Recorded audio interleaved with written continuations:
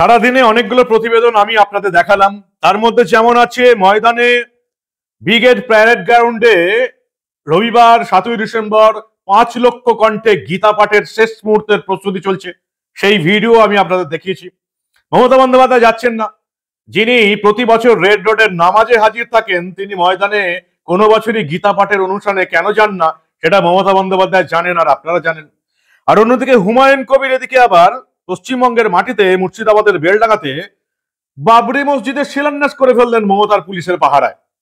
অন্যদিকে আজকে মুর্শিদাবাদে একটা রাম মন্দিরের শিলান্যাস হয়েছে, যেটা আমি আশা করছি আগামীকাল দেখাতে পারবো প্রতিবেদন। আর দিনের শেষ প্রতিবেদন মানেই আপনারা জানেন কত নাম বাদ গেল।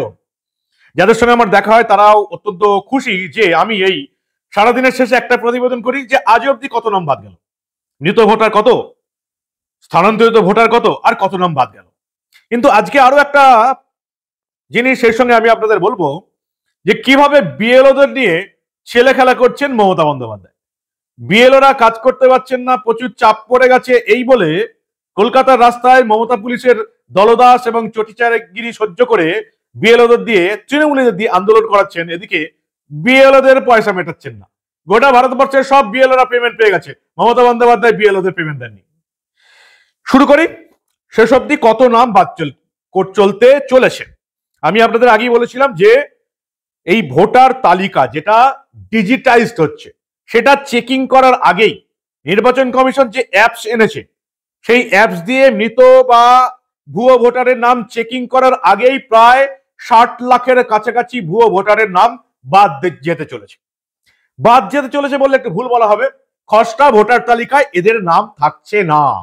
কিন্তু আজকে সেই সংখ্যাটা কত অবধি দাঁড়ালো, আনকালেক্টেবল ফর্ম যেগুলোকে বলা হচ্ছে, আজকে দেখতে পাচ্ছি আনকালেক্টেবল ফর্মের সংখ্যা দাঁড়িয়েছে প্রায় 55,31,423। 55,31,000, প্রায় 55.5 লক্ষ দাঁড়িয়ে গেছে। মৃত ভোটারের সংখ্যা দাঁড়িয়েছে 23,81,000। স্থানান্তরিত ভোটার 19,31,000। ডুপ্লিকেট ভোটার 1,28,000-এর বেশি। অন্যান্য 44,751। এখন অব্দি আনকালেক্টেবল ফর্ম দাঁড়িয়েছে 55,31,000-এর বেশি। অর্থাৎ খসড়া ভোটার তালিকায় এই 55,31,000 মানুষের নাম থাকছে না।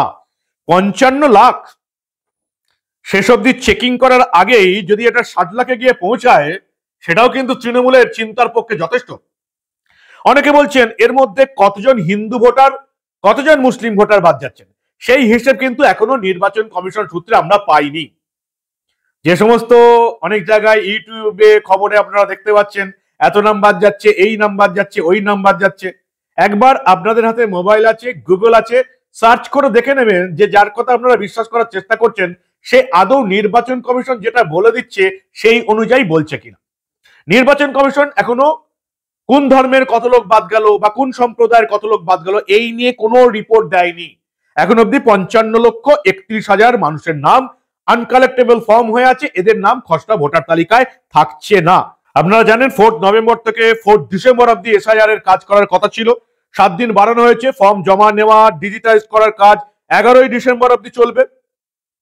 আজকে 6 তারিখ শেষ হয়ে গেল, এখনো 4-5 দিন বাকি আছে। শেষ অব্দি আনকালেক্টেবল ফর্ম যদি 60 লাখের কাছাকাছি দাঁড়ায়, সেটাও কিন্তু শাসক দলের পক্ষে যথেষ্ট চিন্তার, কারণ 60 লাখের পর কিন্তু এবার চেকিং শুরু হবে, ডিজিটাইজ ঠিকঠাক হয়েছে কিনা, কারো নাম আদৌ জুড়ে গেছে কিনা যারা মৃত ভোটার বা অন্য জায়গায় চলে গেছে, বা একই তালিকায় একই অনেকগুলো নাম তৃণমূল যেগুলো করে রেখেছে সেগুলো আরো রয়ে গেছে কিনা। অন্তত আমি যেটা আপনাদের বলেছি যে আমি মনে করি যে এই রাজ্যে এসআইআর ঠিকঠাক হবে যদি 1 কোটির কাছাকাছি মানুষের নাম, ভুয়ো ভোটারের নাম বাদ যায়। প্রায় বিজ্ঞান এবং অঙ্ক বলছে প্রায় 1 কোটির কাছাকাছি, 1 কোটির বেশি ভুয়ো ভোটার পশ্চিমবঙ্গের ভোটার তালিকায় রয়ে গেছে। আপাতত 55,31,000 ভুয়ো ভোটারের নাম বাদ যাচ্ছে। এবং এই যে যারা পালাচ্ছেন বাংলাদেশে, আরো একটা কারণে পালাচ্ছেন, শুধুমাত্র এসআইআর এর নাম উঠছে না বলে নয়। আপনারা জানেন এখানে এই ফরেনার অ্যান্ড ইমিগ্রেশন অ্যাক্ট 2025 চালু হয়ে গেছে। এই ফরেনার অ্যান্ড ইমিগ্রেশন অ্যাক্ট অনুযায়ী যদি কোনো বাংলাদেশি মুসলিম, রোহিঙ্গা মুসলিমদের ধরা হয়, তাদেরকে ডিটেনশন ক্যাম্পে 5 বছরের রেখে দেওয়া হবে এবং 5 লক্ষ টাকা জরিমানা করা হবে। তারপর দেশে ডিপোর্ট করা হবে, দেশে ফেরত পাঠানো হবে। আর এই জন্যই মমতা বন্দ্যোপাধ্যায় বারবার বলছেন কারো নাম বাদ দিতে দেব না, কাউকে বাংলাদেশ পাঠাতে দেব না। আরে বাংলাদেশি মুসলিমরা বাংলাদেশেই যাবে, রোহিঙ্গা মুসলিমরা যারা বাংলাদেশ থেকে এসছে তারা বাংলাদেশেই যাবে বা মায়ানমার যাবে। ভারতীয় নাগরিক ছাড়া কেউ আর শরণার্থী ছাড়া কেউ এই দেশে থাকবে না, এই রাজ্যে থাকবে না। মমতা বন্দ্যোপাধ্যায় যতই চিৎকার করুন। অন্যদিকে বিএলওদের টাকাই দিচ্ছে না মমতা বন্দ্যোপাধ্যায় সরকার। ভাবুন একবার, দ্বিচারিতাটা একবার ভাবুন। কলকাতার রাস্তায় নির্বাচনী আধিকারিকের দপ্তরের সামনে মেরাব বেঁধে, কোন রকমের অনুমতি, পুলিশের অনুমতি লাগেনি, মেরাব বেঁধে বিএলও সেজে তৃণমূলীরা আন্দোলন করছে। তাদের নাকি কাজের চাপ বেড়ে গেছে। অথচ বাংলার মানুষকে ভুল বোঝানোর চেষ্টা করছে। মমতা বন্দ্যোপাধ্যায় সরকারকে ডাটা এন্ট্রি নিয়োগ করার ছাড়পত্র দিয়েছিল নির্বাচন কমিশন। সেই ডাটা এন্ট্রি অপারেটর নিয়োগ করেনি মমতা বন্দ্যোপাধ্যায়ের প্রশাসন, যাতে বিএলওরা হ্যারাসমেন্ট হয়। এবং বিএলও সেজে তৃণমূলীরা আন্দোলন করলো, মমতা বন্দ্যোপাধ্যায়ের পুলিশ চোখ বন্ধ করে রইল। নির্বাচন কমিশন নির্বাচন আধিকারিকের দপ্তরের সামনে এইরকম মেরাব বেঁধে এই রকমের 2 নম্বরী আন্দোলন এই রাজ্যের আর কেউ করতে পারবে না, কারণ কারোর কাছে মমতার পারমিশন থাকবে না। এই রাজ্যে মমতাই আইন। তাই কলকাতা পুলিশ 7 দিন ধরে তৃণমূলী সাজা বিএলওদের বাঁদরামি সহ্য করলো, বা বিএলও সে যে সমস্ত তৃণমূলীকে রইল তাদের বাঁদরামি সহ্য করলো। কলকাতা পুলিশ এতটাই দলদাস এবং চটিচাটা হয়ে গেছে, তারা নবান্নের সবুজ সংকেতের অপেক্ষা করেন, নিজের কাজটা ঠিকঠাক করেন না। যদি নিজের কাজটা ঠিকঠাক করতেন, যেভাবে বিরোধীদের অনুমতি দেন না, সেভাবে নির্বাচনী আধিকারিকদের দপ্তরের সামনে এভাবে বিএলও সেজে তৃণমূলীদের এরকম মাতব্বরি করতে দিতেন না। কলকাতা পুলিশ সম্পর্কে যত কম বলা যায় ততই ভালো। বিএলওদের তৃণমূলীদের বিএলও সাজিয়ে আন্দোলন করাচ্ছেন, এদিকে বিএলওদের টাকা দিচ্ছেন না মমতা বন্দ্যোপাধ্যায়। নির্বাচন কমিশন সূত্রে আশা করছে যে আগামী সপ্তাহের মধ্যে 90 কোটি টাকা কমিশনের হাতে আসবে এবং যেখান দিয়ে বিএলওদের টাকা মেটানো হবে। বাকি 12টা 11টা রাজ্যে এই রকমের এসআইআর হচ্ছে, কোন রাজ্যে বিএলওদের টাকা বাকি নেই। মমতা বন্দ্যোপাধ্যায় বিএলওদের টাকা দিচ্ছেন না। আচ্ছা, বিএলওরা আন্দোলন করবেন না? এই যে বিএলওরা যারা এতদিন বসে রইলেন নির্বাচনী আধিকারিকের দপ্তরের সামনে, তারা একটা আন্দোলন করুন না, যে টাকা পাচ্ছি না, পাবো না, কেন রাজ্য সরকার আমাদের টাকা আটকে রেখেছে, কেন মমতা বন্দ্যোপাধ্যায় আমাদের টাকা আটকে রেখেছে। বিএলওরা আন্দোলন করবে না? কি করে আন্দোলন করবে? একটাও তো বিএলও নয়, সবকটা তৃণমূলী ছাত্র পরিষদের নেতা এবং তৃণমূলের এই চোর দুর্নীতিবাজগুলো বিএলও সেজে বসে আছে। তারা এটা বলবে যে মমতা সরকার আমাদেরকে টাকা দিচ্ছে না? নির্বাচন কমিশন বলেছে 7 দিনের মধ্যে বিএলওদের টাকা মিটিয়ে দিতে হবে। অন্যদিকে দেখতে পাচ্ছি আর মাত্র 5টা দিন আছে। আজকে 6 তারিখ সন্ধ্যা, 11 তারিখে সমস্ত এসআইআর কমপ্লিট করতে হবে, তারপরে চেকিং শুরু হবে। এবং দেখতে পাচ্ছি পশ্চিমবঙ্গে এই যে এনুমারেশন ফর্ম বিলির কাজ প্রায় শেষের দিকে। ফর্ম বিলি হয়েছে বা সংগ্রহ করা হয়েছে প্রায় 99.97%। 7,66,16,840টি ফর্ম বিলি হয়ে গেছে। ডিজিটাইজ করা হয়েছে 7,61,96,871টি ফর্ম, প্রায় 99.43%। আগামী 2-3 দিনের মধ্যে এই 100% কাজ হয়ে যাবে।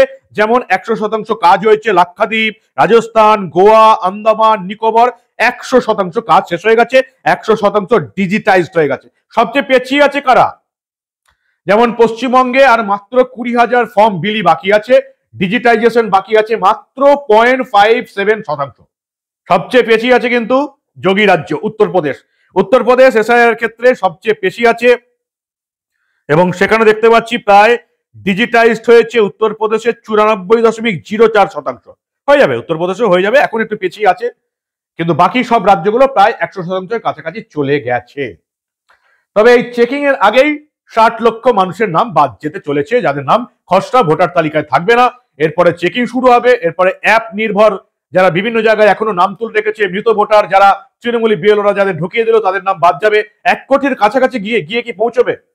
1 কোটির কাছাকাছি যদি ভুয়ো ভোটার নাম না বাদ যায়, তাহলে বুঝতে হবে এই রাজ্যে এসআইআর ঠিকঠাক করতে পারলো না নির্বাচন কমিশন। 1 কোটির কাছাকাছি যেতেই হবে। বিজ্ঞান এবং অঙ্ক বলছে আমাদের রাজ্যে 1 কোটি ভুয়ো ভোটার রয়েছে, যা তালিকায়, ভোটার তালিকায় যাদের নাম থাকা উচিত নয়। কি বলেন আপনারা? কতটা ঠিকঠাক হবে? 60 লাখের কাছাকাছি পৌঁছচ্ছে চেকিং এর আগে, আর বাকি 40 লাখ কি ধরা পড়বে কি পড়বে না? আপনারা কি বলেন? পরিবর্তন চাই। পরিবর্তন না হলে এই চোর, দুর্নীতিবাজ এবং অনুপ্রবেশকারীদের আশ্রয়কারী দলটাকে আবার যদি ক্ষমতায় নিয়ে আসা হয়, তাহলে এই রাজ্য একদম পুরোপুরি শেষ। হিন্দু বাঙালিদের পালাতে হবে। দেখেছেন তো হুমায়ুন কবির কি বলেছে, যে এত বড় সাহস, এই রাজ্যে একটা বাবরি মসজিদ করতে পারবো না। অথচ আমাদের স্বরাষ্ট্র দপ্তর পরিষ্কার বলে দিয়েছে, সুপ্রিম কোর্টের নির্দেশ রয়েছে, বাবরি বলে কোনো মসজিদ আর হবে না। কিন্তু মমতা বন্দ্যোপাধ্যায়ের তোষণ নীতির রাজ্যে বাবরি কেন, আরো অনেক কিছু আপনাদের দেখতে হবে এই 2026-এ এই সরকারটা আবার ক্ষমতায় আসে। পরিবর্তন চাই, নাহলে বাঁচার উপায় নেই। নাহলে আপনাদের ছেলেমেয়েরা চাকরি পাবে না, শিক্ষকের চাকরি চুরি হয়ে যাবে, রাস্তায় বসে থাকতে হবে আপনাদের ছেলে মেয়েদের।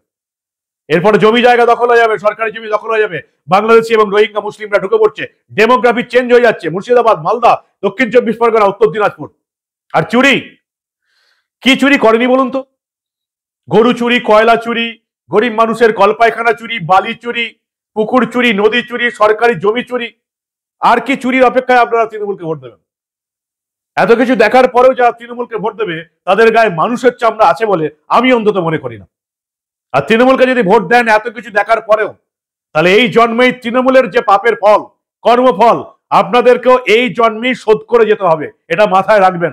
তৃণমূলের পাশাপাশি তৃণমূলকে যারা 2026-এর বিধানসভা নির্বাচনে ভোট দেবে, এই তৃণমূলের পাপের কর্মফল তাদের প্রত্যেককে কাঁধে করে বইতে হবে, এই জন্মেই শোধ দিয়ে যেতে হবে। কি বলবেন আপনারা? আপনাদের মূল্যবান এবং গুরুত্বপূর্ণ মতামত জানান দা নিউজ বাংলার কমেন্ট সেকশনে। দেখতে থাকুন দা নিউজ বাংলা। আগামীকাল রবিবার সকাল 9টা থেকে ব্রিগেড প্যারেড গ্রাউন্ডে মানে ময়দানে 5 লক্ষ কণ্ঠে গীতা পাঠের আসর। অবিশ্বাস্য দৃশ্য আজকে সন্ধ্যাবেলা দেখে এলাম। 3টে মঞ্চ হয়েছে, মূল মঞ্চ, পাশে 2টো মঞ্চ, মূল মঞ্চে একেবারে সাধু মহারাজদের বসার জায়গা। ইতিমধ্যেই দেখেছেন দেশ বিদেশ থেকে সাধু মহারাজরা আসছেন। পশ্চিমবঙ্গে যারা আছেন তারা তো আছেনই, বাবা রামদেব আসছেন, অন্যদিকে বাগেশ্বর ধামের ধীরেন্দ্র কৃষ্ণ শাস্ত্রী মহারাজ আসছেন। উপচে পড়বে ময়দান। আসুন ব্রিগেডে 5 লক্ষ কণ্ঠে গীতা পাঠের এই অবিস্মরণীয় একটা দৃশ্য দেখতে। এই দৃশ্য সত্যি মাঠে বসে, ওই ব্রিগেড প্যারেড গ্রাউন্ডে বসে, ময়দানে বসে, শীতের সকালে পিঠে রোদ পোয়াতে পোয়াতে বসে এই অবিস্মরণীয় দৃশ্য দেখতে হবে। এইসব দৃশ্য জীবনে বারবার খুব একটা আসে না। দেখতে থাকুন দা নিউজ বাংলা। পরিবর্তন চাই, না হলে বাঁচার রাস্তা নেই, এটা মাথায় রাখবেন।